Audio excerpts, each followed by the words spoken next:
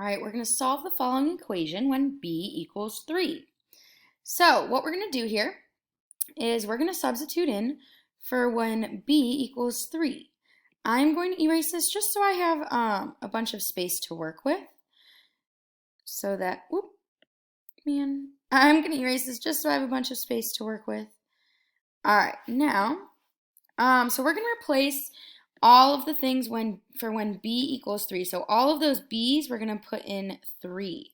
So if we have, I'm going to rewrite it. We have 12 squared plus 4b means 4 times 3, 4 times b. So 4 times 3 plus 8 in parentheses. Now, order of operations. Please excuse my dear Aunt Schnaterbeck. Now, do we have any parentheses? Yes, we do. So inside the parentheses, we have,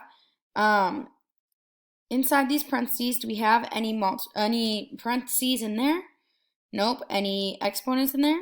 Nope. Any multiplication or division in there? Yes, so we do have multiplication. 4 times 3 is going to be 12. Now I'm going to bring everything else down I didn't use. So I didn't use the 8, so I'm going to keep those parentheses plus 12 squared. We're not done with the parentheses yet. 12 plus 8 is going to be 20. I'm going to keep everything else. You don't actually have to have those parentheses anymore. We can drop them. Now, do we have any more parentheses? Nope. Exponents. Yes, we do. This exponent means 12 times 12. That does not mean 12 times 2. That means 12 times 12. I'm going to actually put it in red over here. 12 times 12. That is actually going to give us 144. I'm going to keep everything else, keep that to plus 20.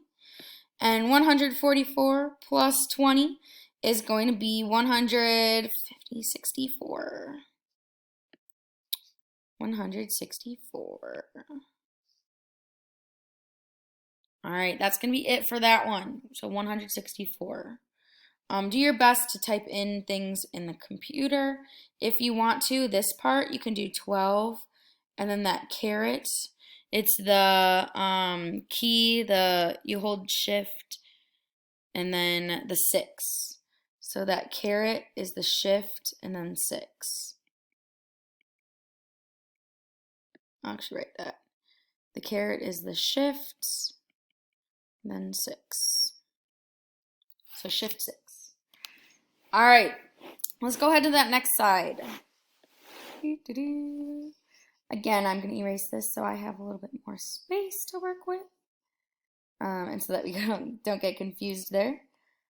All right, so I am going to rewrite this with, it says solve this equation when v equals 3 and k equals 12. So v equals 3 and k equals 12. So I'm going to put in, I'm going to rewrite this as 24 divided by, well, what does v equal? 3 divided by 3 plus k equals 12. All right, do I have any, let's do our PEMDAS. Do I have any parentheses? Nope. Exponents? Nope. Multiplication or division? Yes. We're going to go from left to right. We have 24 divided by 3 equals 8. I'm going to bring everything else down I didn't use yet, so I did not use that plus 12. Any more multiplication or division? Nope. How about addition or subtraction? Yep, last one. 8 plus 12 is going to be 20. So our answer is going to be 20. Ooh, yeah. Our answer is going to be 20. There we go. And that's going to be it for the lesson. Great job.